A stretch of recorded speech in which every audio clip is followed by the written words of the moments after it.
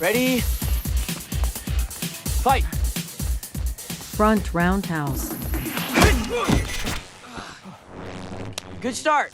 What's up, everyone? Welcome back to the channel for yet another Cobra Kai interview. I'm especially excited for this one because Jacob Bertrand's here. We have spoken so many times over the years, but we've never had like a chill, long-form conversation. And I don't know, I guess I came to realize I don't know all that much about like your journey in this industry overall, and I'm excited to dig into it more. I don't know much of yours either, so I'm gonna ask you questions too. I feel like I'm not going to articulate it the same way that Mary did the other day, but like it does feel like we've been on like parallel paths. Like we're all like growing together. Like I think about what I was like when I moderated the season 2 panel at San Diego Comic-Con, and so much has changed. Yeah, no, it's weird because it's been like 7-8 years. Mm-hmm. Like, I don't feel like that. No, it doesn't. Like, I started this when I was a freaking senior in high school, and I'm 24 now. I've been telling people, like, I should have a PhD at this point, like, with the amount of schooling that I've missed, PhD in karate. Yeah, exactly. I guess that would be like a black belt, though. Yeah, I'll go out on a limb and say I'm a black belt. Okay. I'm going to claim it. You certainly seem like a black belt to me. I don't know. I don't think I am, but I'm going to claim it. Okay. I'm going to dig into some of that training. But first, I told you I shoot my Ladies Night series here all the time, and that's more of a career overview style conversation. And I did want to apply some of those questions to this chat because I want to learn this kind of stuff about you. So every one of my Ladies Night interviews begins with this particular question. What is the movie you saw, the performance you saw, or personal experience you had that first made you say to yourself, I have to be an actor? Okay, so I first started acting when I was 5, so I didn't 100% know what was going on. But for me, it was just time to get out of school. I was bullied a lot growing up, so I hated school. So for a while, I was kind of just doing it to get out of school, and then I saw Ocean's 11, and that was just like oh my God, I want to be like Brad Pitt and George Clooney so bad, like robbing banks and casinos. And the performance that really blew me away was, I think I was maybe 8 or 9, and I saw Primal Fear and Edward Norton in Primal Fear, and that's where my mind was like, that's so cool. Okay. Like, what a pairing right there. That is this, like, you can do that? So you can pretend to be someone else in a movie? Like, that's so cool.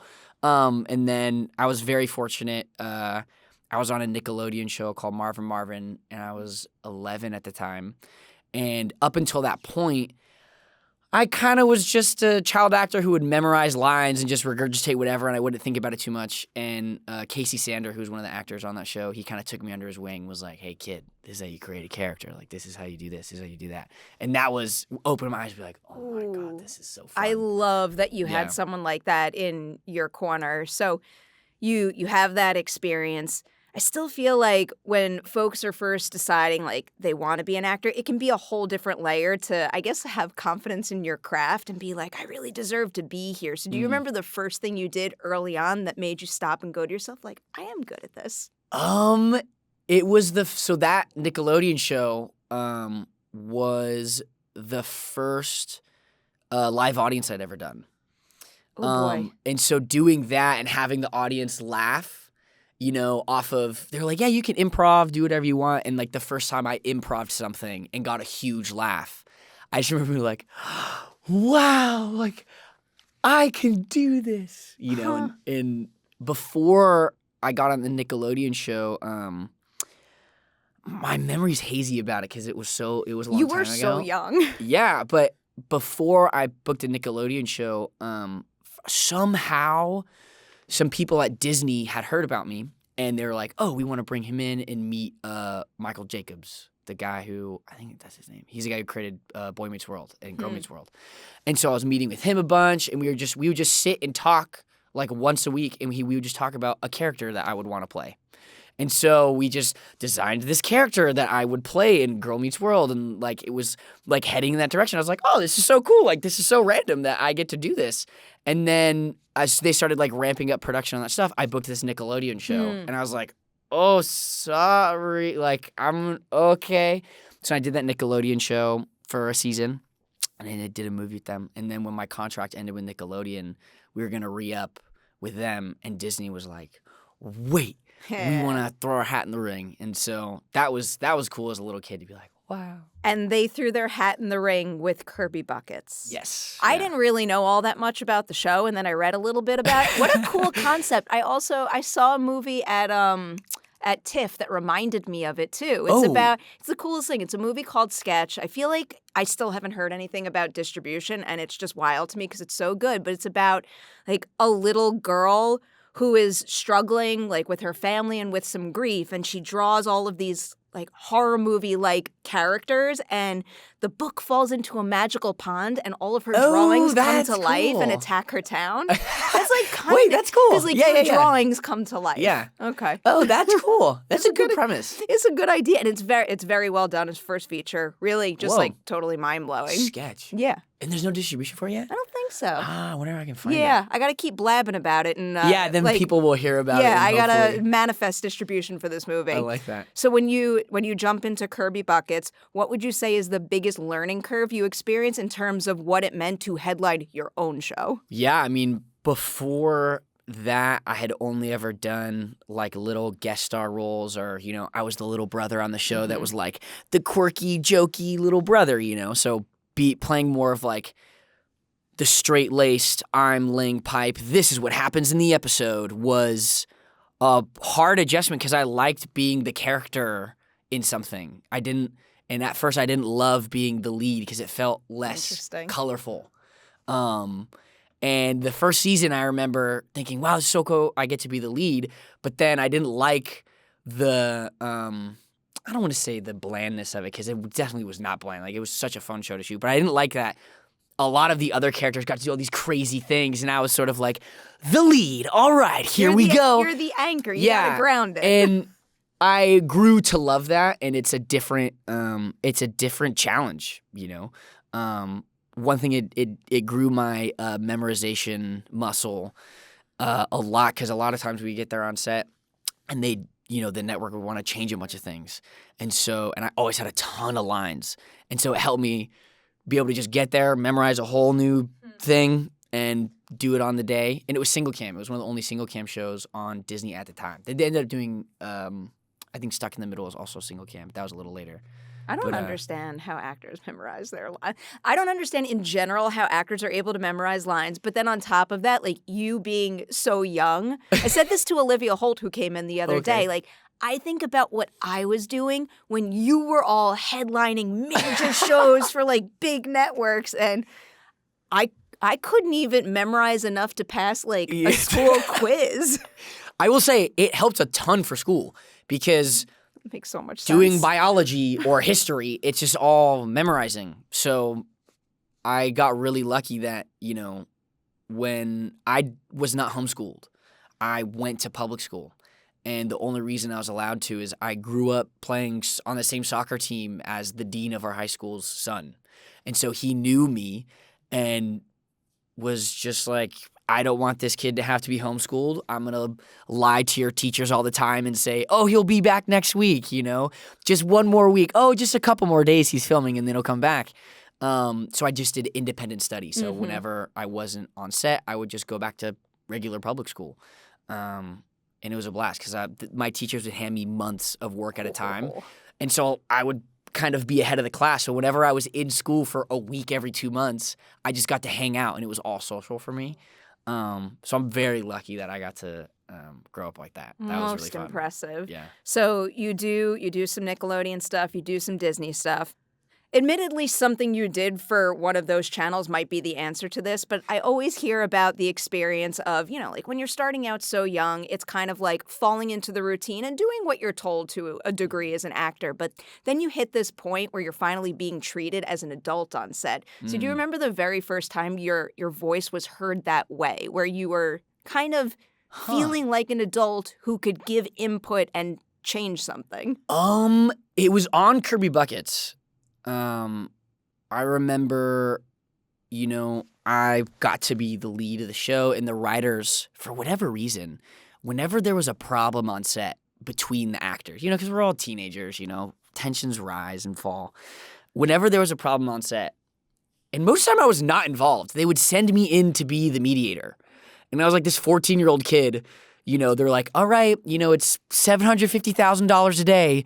And if we run behind, like, this is bad. Can you go solve this problem? And so I would walk in to, like, my fellow castmates and be like, all right, guys, so this is the plan. But I felt like an adult because I wasn't a producer on the show, but it felt like I had this weird producer role where I was the one kind of trying to smooth things out so we could keep the day moving. So that was one of the first times that I felt respected as not just, the kid who's acting on the show. It was like, oh, they need me for something that's not just say my line monkey, It's a good quality to have. You are number one on the call sheet. And like, in addition to leading a show, the number one can also set the tone. So to be the mediator and kind of set that good vibe, it's important. It was cool. Yeah, the writers on that show, Chris Brown, Mike and Gabe, they rocked. They were so collaborative and it was just a fun show. It was such a fun show to be a part. It was so wacky. It was so weird. I love telling stories from that set because it was just the most wild premises ever that I don't know how they made it on air. Okay, I'll follow up on that. What is the most wild premise that you're like, we're never going to get to do this, but now it is an actual episode of the show? The most wild premise was an episode, I think it's called The Tickle Pit. Or, looking back at it now, it's the most insane episode ever. They got Blake Clark to be in the episode. And what happens is Kirby gets Saturday school. And when it's Saturday school, the entire high school transforms into a maximum security prison. And it's a different principal. And it's Blake Clark. And he's like the warden. And so Kirby tries to break out of prison, basically. And so there's all these other delinquents that are there. You have to wear a prison outfit. But what no one else knows about the Saturday school is Blake Clark is running an underground tickle pit that like grown men will come watch the kids try to tickle each other and they bet on it. This was on Disney XD in like 2015. I have so many questions should probably be directed at someone else. Yeah, I know. And so that episode, how it resolves is Kirby develops a tickle-proof vest made out of molasses sandwiches. Blake Clark loves molasses sandwiches in this episode. And the character who's the undefeated tickler, his name is Deadfoot, like the Adam Sandler Mr. Deeds. Like, he tickles people with the foot. And so I wear the tickle-proof vest. I'm not getting tickled. Blake Clark comes in, and we tickle him, and he's so embarrassed that all the businessmen leave, and we get to leave the school. Don't even know what to say. I don't know what to say. I'm speechless. Yep, that's Kirby Buckets. And that's before it was Kirby Buckets Warped, where we would go to different dimensions every episode. Oh, my. Yeah. I grew up with the wrong generation of Disney shows. This sounds like a ride. Yeah, I love talking to, every once in a while, Peyton and I will just talk about, old Disney things that would happen, And I love, we'll compare different storylines, and she'll just be like, how the fuck did that happen or make it on, or, And now look at you both, soaring with a Cobra Kai narrative that sticks the landing. Hey, you know what? Wow. Being in the, at the premiere, we watched episodes 13 and 14, and so we ended with the giant explosion, and hearing the crowd be like, what? Oh my God. That was sick. It felt like a great insane button that could not happen in a lot of other shows. I really wanted them to do a scene, though, where Kreese, it's like just the water and like the boat is burning, and it's just Kreese like just coming up out of the water. I think that would have been funny. Like, Kreese is all right, wait. Spoilers for all of Cobra Kai. If you're here, you definitely binged them all ASAP the moment they went online anyway. So I don't even know why I'm doing that, but just in case, spoiler warning for all of Cobra Kai. He's like dead in your mind, right? No, he's totally alive. No way. 10,000. That boat blew up. Nope, he's alive. He was laying on the deck of the boat. Kreese cannot die. He cannot die. I'm telling you, it was like silver blocked most of the blast. There was a sheet of metal that went in between. He's totally alive. Okay. There's no way he's not. All right. Yeah. I'll always leave the door open for like more Marty in my life, yeah. So I'll accept that. Back to the beginning of your Cobra Kai journey first. I want to look at the audition. What would you say is the biggest difference between how you pictured Eli when you played him in the audition and who he became when you started to work on the show? Well, when I first auditioned for the show, I auditioned for Tanzit, which was the temp name for Dimitri. But then Gianni walked in the room and they're like, oh, well, like this, this is, but then they couldn't call him Tanzit, so they made it Dimitri. But I originally auditioned for Tanzit and they did you were good, not that good, but like here's audition for this character that doesn't speak. And I was like, oh, okay, cool. Because in the audition sides, they reference Eli and he doesn't speak at all. And so I walked in with that script on the audition for Eli. So I was like, okay, this is going to be the weirdest audition ever. The reader's just going to read, and I'm just going to sit there and react. And so that's what I did. And I walk in, and they're like, oh, these are the wrong sides. And they gave me dummy Hawk sides. And so I went out, memorized that really quick, went back in, auditioned for Hawk. And so I had no gauge of what the character really was. I thought I was auditioning for a completely different character. I had no clue. I thought Eli was kind of just borderline background. And then I was auditioning for this other bully character that, I was like, maybe it's a recurring guest star. And it wasn't until I got on set that I found out they're the same person. When I got into wardrobe and I was like, I'm playing the nerdy guy? And they're like, oh yeah, you become Hawk. Oh, that's wild. Yeah, you kiss all these girls, like you get a back tattoo. And I was like, what? Get a back tattoo. Yeah, I found out on set the first day where we do the lunch scene that I was getting a Mohawk eventually. And I did not want to do it at all. Was it always, it had to be a real Mohawk, or was there ever an option to have the hair and makeup department fake it for you? It was never an option to fake it, ever. And I wanted to back out of the show because I was like, I really wanted to go to USC Film School. That was like what I wanted to do. I finished Kirby Buckets. I was like, I want to direct for Disney. I loved working with Judy Taylor. I will work with her. She was an exec at Disney at the time. I was like, I will work for her forever. Like, I'll just direct Disney episodes, and that sounds really fun. And that was my goal. And then Cobra Kai came up, and I was like, I don't want to have to defer, and it's on YouTube Red. Like, it films in Atlanta. I thought Atlanta was like Nebraska. I had no idea what Atlanta was like. I thought it was cornfields. I had no clue. Atlanta's sick.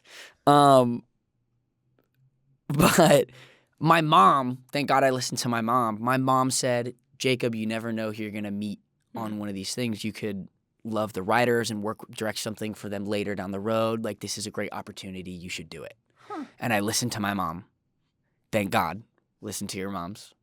And then the show randomly blew up during COVID and when it got sold to Netflix. I have so many follow-up questions. I want to go back to the idea of USC. So you did not go. You stuck with the show. Wonderful things have happened. Yeah. Since then, is there anything you've been able to do kind of on the side to, I don't know, like learn, keep honing your craft behind the lens? I know you did direct a short. Now you got another one coming up. Yeah. I'd say the biggest section of my life where I really focused on I want to be a director was on Kirby Buckets. And I was this annoying little kid. I was this, pesky little kid running around with a notebook. And every director that came on, I had like their name. And then like I would ask them about their style and how they approach everything, how they prep, like what's, their idea of everything. And our DP Matthew, I would bug him so much about, what lens are you using? Why are you using that lens? Like, so how do you shape the light? Like, what's the difference between hard light and soft light, And I was just so interested in that stuff. And I still have the notebook, but that was sort of the foundation of my curiosity and all those things.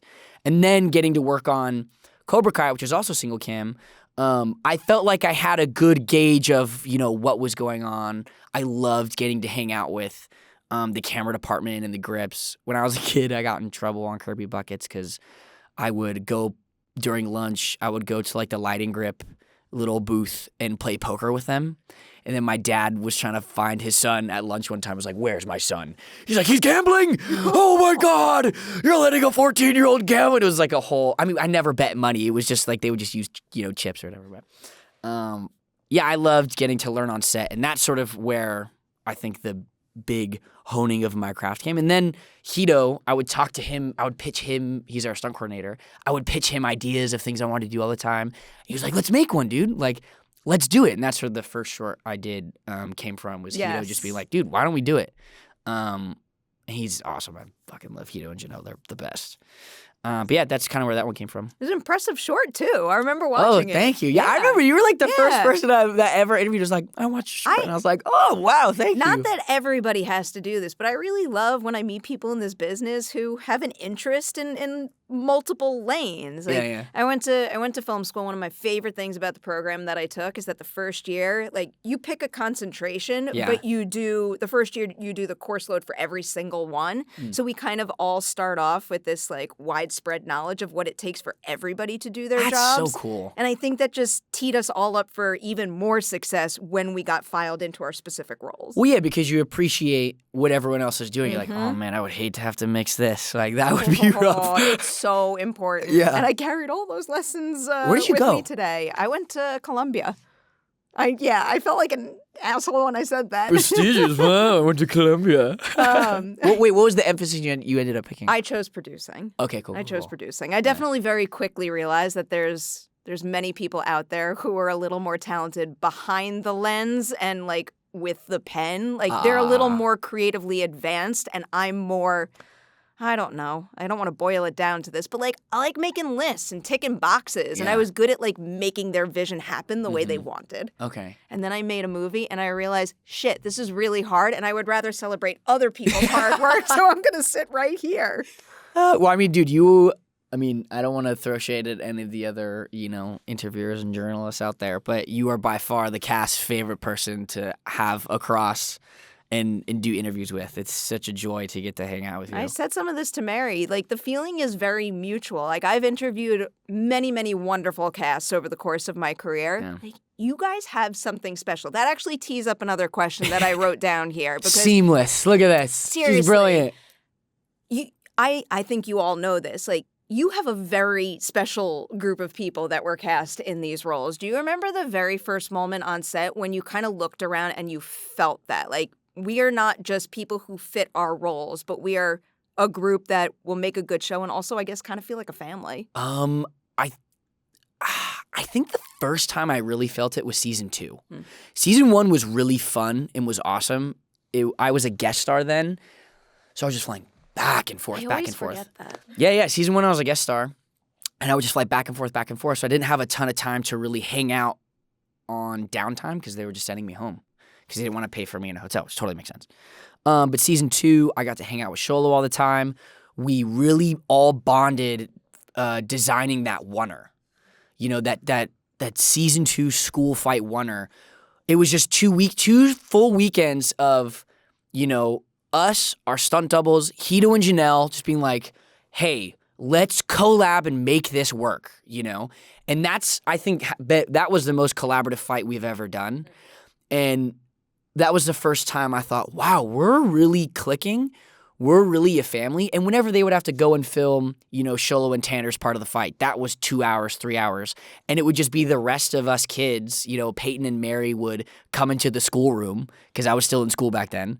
And it'd be me, Gianni, Aiden, and Khalil, and Owen, and Nate hanging out. We would just all hang out. And then once we hit the season 3 oneer, it really felt so good. Like we're jamming, we're clicking. This feels very smooth. We all know what we're doing. We all trust each other. That's where it really felt dialed in. Those season. oneers are just next level. Here's a Yeah. big, broad fight question for you. Okay. Of all of the epic fights you filmed over the course of your run on Cobra Kai, which single one was the most challenging for you? Oh, season 2, Coyote Creek fighting Miguel. It's Show 'em so Rice fight. good. I love the callback to that too. Oh yeah, It's so good. Yeah, I was very touched in the back 5 when we're watching Miguel fight Axel, and it would flash back to all the fights, and then there's that flash of Sholo and I fighting in season 4, and that was so much fun to film. Yeah, that made me. I'm not very sentimental, but that made me really sentimental watching it like flash back and forth between all Sholo's fights. I was just so proud of him. It just goes to show in the show, your characters had to evolve together. Yeah. And what they've learned from each other is why they are where they are at the end. Yeah. No, freaking Hawk's arc is, watching that fight from Coyote Creek in season 2, that kid's in a way different spot than he is at the end of the show. But that fight specifically was hard just because the floor was wet and all muddy and then covered with wet leaves. that it fell. So every step was like slip, slip, slip. So I'm surprised they got a good cut of that together because it was so. Shola and I were slipping, hitting each other so much. Too. You guys are such pros. My favorite moment from that fight is he has to punch me. He throws me to the ground and punches me in the stomach. And Sholo kept, doing the stunt thing where you give me contact, but he's not drilling me in the stomach with the punch. And it just wasn't reading right, and they just kept doing it. We must have done it 6 or 7 times, and I just looked at Sholo and I said, bro, just punch me as hard as you can. Just do it. Just do it once, because then we won't have to do it again. Oh. And so, I know it's coming. He does the flip, and I flex as hard as I can, and it felt like an anime where, I'm like, hit the ground, and I'm bouncing up into his punch, and I just feel his fist go, just like break through my abs. Just like, like my abs couldn't withstand the force of his punch. No. But that's the one they used. And I go, and I feel like I have to go back and rewatch it now. You should check it out. But I remember after that take, he was like, are you okay? Like, I felt your abs break. Like, yeah. So bringing up the cutting of Miguel's final fight is making me think of this question now. Like, what is that version like in your head for Hawk? Are there any particular scenes over the course of your run where you found yourself thinking back to those moments when playing his last scenes in the final season? Oh, man. I think that moment for Hawk is the tag team fight where they start including Kenny and they're just going back and forth. And a lot of Hawk's biggest moments are the big moments because of his friends, and he's only where he is because his friends kept giving him more chances, which I don't know if there really is another character that kind of screwed over his friends so much and his friends were still like, we'll give you another chance, and I love that tag team fight because it is sort of the culmination of, Hawk getting another chance, basically. Mm-hmm. And he reconciles with Dimitri. They bring in Kenny. I was so sick that day for that fight. Oh, my gosh. That was a brutal one to film. But I loved getting to do that. It's good. It's good. It came out great. I loved they did the over-the-top shot. Like, it was super fun. I still can't believe the fights you've all been able to pull off in this show. It really is something else. So, when you're reading the last, I guess, 5 episodes, or maybe like the very, very end, is there any single character's storyline ending that surprised you most, that made you think, like, I kind of never realized they would stick the landing quite that way with that person? I will say Samantha's. Samantha's good one. Character arc, when I read it, I didn't really buy it. It felt a little like, well, we got to get Tori to win. And then after, it honestly really wasn't until being on set, seeing some of those shots, because I got to be there for their training arc where they train each other. And that's the first time where I was like, because we had already read those future episodes. I was like, oh, okay, like, I see it now. Seeing them together on screen and then getting to watch episode 14 on the big screen where she finally comes out and says, like, I don't think I'm going to fight. They really stuck that landing much better than I thought it was going to be. So, like, I thought it was going to be good, but I was like, wow, this really tracks, and I totally support this decision. I think it's the right thing to do, and that's what I love about this back half is that I think every character really, oh my God, I wasn't there for the day Billy did his crying scene with Marty. Dude. Above and beyond one of the best scenes of the whole show. I think, like, that scene and when Ralph is talking to the Miyagi flashback, I'm like, dude, that really just elevated our show to a different point. I'm like, all the kids had their crying scenes and got to do that stuff, but I'm like, damn, they're the leads of the show, like, for a reason. Yeah. Those scenes are incredible. Going back to Sam real quick, though. Oh, yeah. I was big mad at Hawk for a quick moment when he's like, well, now we're never going to get enough points to win. I know. You see her walk off so defeated, and I'm like, there's no way that she would have quit if she hadn't heard that. Yeah. But also, it was probably the nudge she needed. You pretty much just said it. Like, there was no point in her fighting Tori. And that's kind of like the whole point of Miyagi-Do and what they've been learning. Like, you have the skills so you don't have to use them if there's no reason to. Yeah. And there was no reason to. I really fought the writers on that line specifically because I didn't want Hawk to be like the naysayer, like so negative.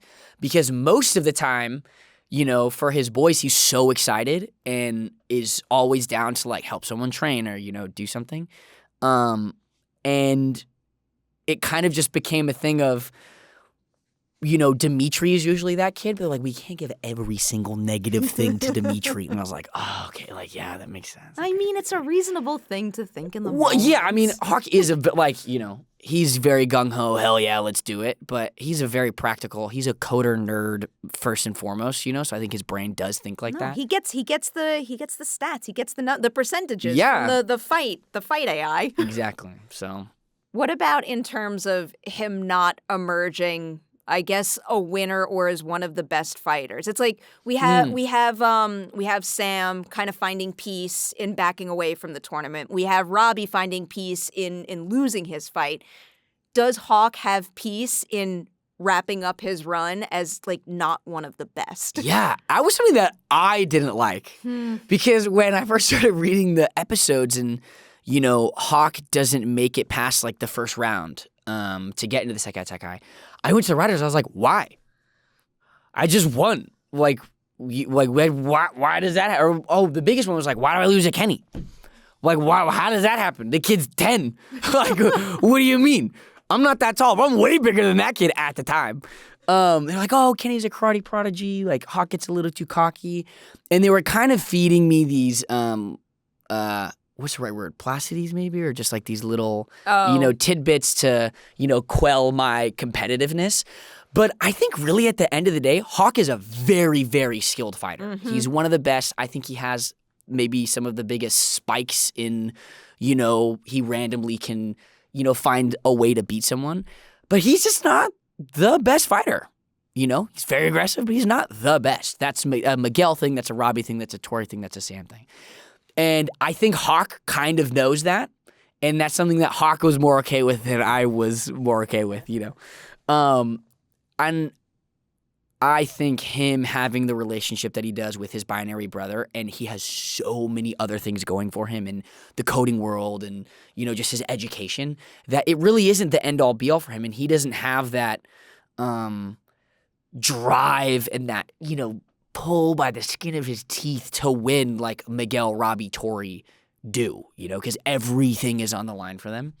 Where Hawk is, you know, he's going to college with his buddy. I did kind of like that ending for him because his darkest period, everything like about him and his confidence was tethered to like the negative form of karate, and now he's kind of like owned his place, you know, right smack. And actually, that's another question I had for you. In the future, do you see him embracing his studies at school and also continuing to train in karate, or do you think he's going to focus just on school? I think because Dimitri is also at school with him, I think working out is such an integral part of their lives now, and how they would work out was karate. There's no way that they don't continue that. I think. I mean, they already were doing crazy extracurriculars and, you know, working on side projects on the side. Those kids are so good with their structure. They're way better than I am with their lives, structuring their lives. So I definitely think that they continue with it. You know, I'm rooting for the Binary Brothers spinoff. Dude, it would be sick, man. If Gianni's a part of it, I will do anything. I'm living for this idea, just to theorize and to play around. Like, again, I trust John, Josh, and Hayden. Whatever idea they come up with, I know I'm going to like. But I also trust your opinion on your character quite a bit. So I'll ask two questions about this. Is there any particular quality of Hawks that started to emerge at the very end of Cobra Kai that you would be most excited to play with more in a spin-off series? I think Hawk went through this, you know, very shy, bullied kid rising up to power, you know, being a bully. And I think it was maybe season 3. Yeah, season 3, where you start to see him be really insecure. You know, Robbie gets the snake, you know, and he lashes out a lot. But I really liked seeing him show insecurity when he's the most zen. After season 4, in season 5, where he does, he has that fight with Kyler at the end of season 5. And, what Kyler says fucking stings. Like, yeah, I lose. I'm not the best. Like, I can lose sometimes. And, when Dimitri gets the girl and they start dancing, like, that felt so small, and that made me feel so small. And I would like to see those types of things happen to him more, because that's not something I think you really pull away from entirely off of just, I'm going to college now and I'm best friends with my, guy again. I would love to see that and have him struggle a little more with his insecurities, especially at college. There's going to be some top whiz kid at that school that, maybe trumps them, or he falls kind of behind Dimitri a little bit. I think that could be fun to explore. Okay. Here's my next little theory question. Okay, yeah. When they go to college, like, what do you think is driving them or their focus? I've been trying to play around with this idea. It's like, if they're not competing in karate, I imagine they're competing in probably developing some sort of tech similar to what we see them do in Cobra Kai. So what do you think is kind of driving them in college? Yeah, Gianni and I have talked about it a lot. Just like fun hangout, like, oh, what would we do? What would we? And the thing that we really liked was, there is like the US Nats version of robotics competition of, making an app of, trying to, solve a problem. And there's a team of assholes who are better than us. And that's sort of the thing that drives us forward. And I just thought, I think it would be really cool to use the karate AI stuff that, we've already kind of put in place and to expand on it. I thought that would be really fun. Yeah, no, Johnny and I have talked about it a lot. Just like as fun, theorizing what could happen, I love the idea of having seen Cobra Kai where like karate, like that kind of sport is badass, and then taking those themes and ideas but applying it to like math and science and the stuff they're learning so that you can continue to send the message like that's badass too. Yeah, no, it would be fun. Like, yeah, we've talked to writers a little bit about it, and it's hard to get things off the ground, you know? I mean, Cobra Kai getting off the ground was a miracle, Getting off the ground and staying. Yeah, I mean... still can't believe after we did season 3 on YouTube, they were like, yeah, we're going to cancel you guys. Like, this is the end of the road. And the big 3 were like, wait. Like, let's try to see if someone else will buy it. And it ended up being Netflix. Of all places. Yeah. And my God, that fan base just... exploded overnight. Really, really special. This isn't a question, but I'm going to say one more thing about a potential spinoff series, just to, again, manifestation. We're going to will it into existence. There's going to be a Binary Brothers spinoff. It's going to be awesome.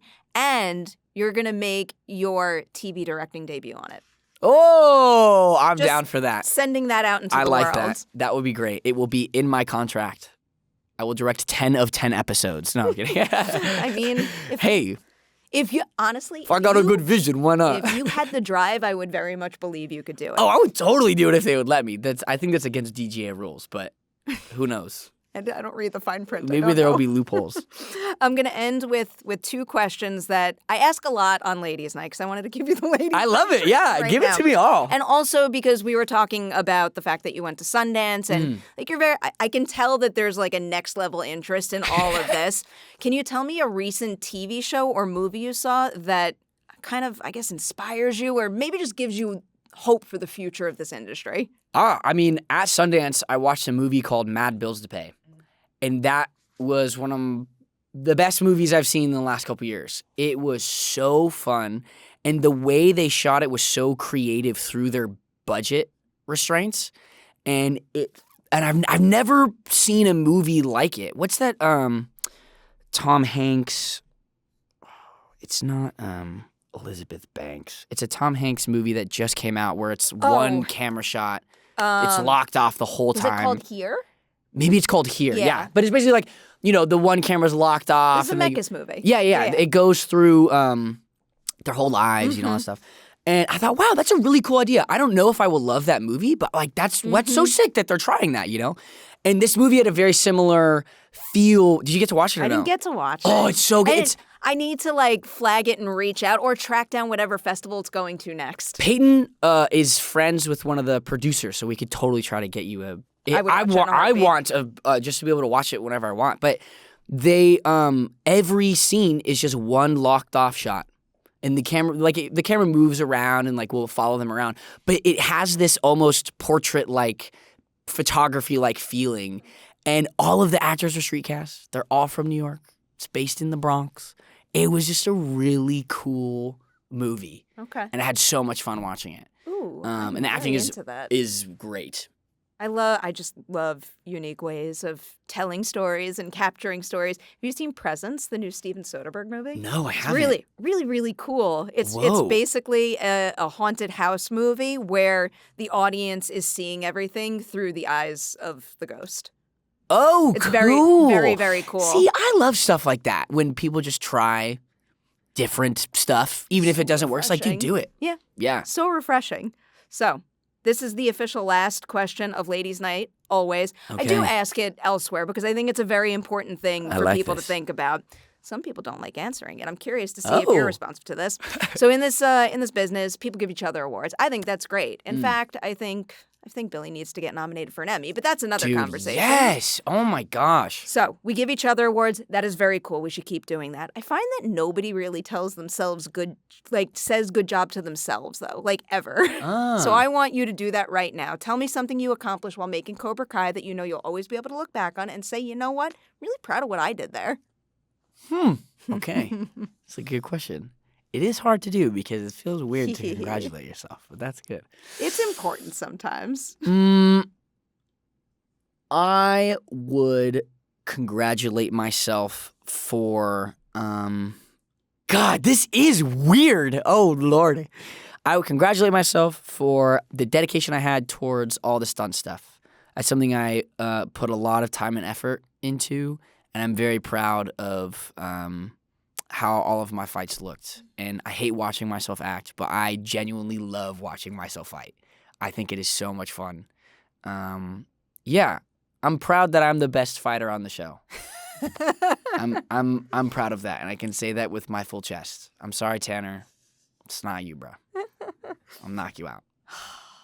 Poor Tanner. Poor Robbie. Poor Robbie. No, he got a good. He's got the piece. It's he's gonna travel with Tori and do all the premiere stuff. He's fine. I will say what you isolated there is something you should be very proud of. I almost said it earlier in this conversation. I don't know why I didn't, but seriously, watching you fight as Hawk it's some of the most fun moments of the show. It's just so electric, and the intensity that you bring to that is it's infectious. Oh, thank you. I love it. I remember talking to Sholo about fighting in character, and I think it was season 1, and I was like, yeah, man, it's so hard to take the choreo and then try to fight a different person, And he looked at me and was like, what? What do you mean? And I was like, oh, you gotta. But Sholo, bless his heart, he does that just naturally, when we train, he fights way differently when we're training, and then on the day we'll snap into this weird. And I don't know. I can see the difference because him and I train together almost every single time, and it's so bizarre to see him just sort of snap into this different sort of Miguel version of himself. Then I have to do it more consciously, maybe because I think Hawk is a little weirder in the sense where he's just kind of an ass how he fights, but no, yeah. Weird is good. It gives someone some weird is good, character and yeah, flavor. Weird is good. I like weird. I've kept you too long. I have to say goodbye. But I love you. You're the best. You are welcome back here anytime you want. Yeah. And I also believe I get to see you again for Paley Fest. So oh, yeah. That's in March. Or May? March. It's one of the M's. Mid-ish March. March. One of okay, one of the M months. But otherwise, it'd be really sad that Cobra Kai was coming to an end. But 1, I get to talk to you all again. And 2, I meant what I said at the junket. I'm going to follow you all wherever you go. Here to support your work. I want to see you direct more. Congratulations. Thank you. I mean, we'll cry together at the Paley Fest. That'll be the... I might. Yeah. I might.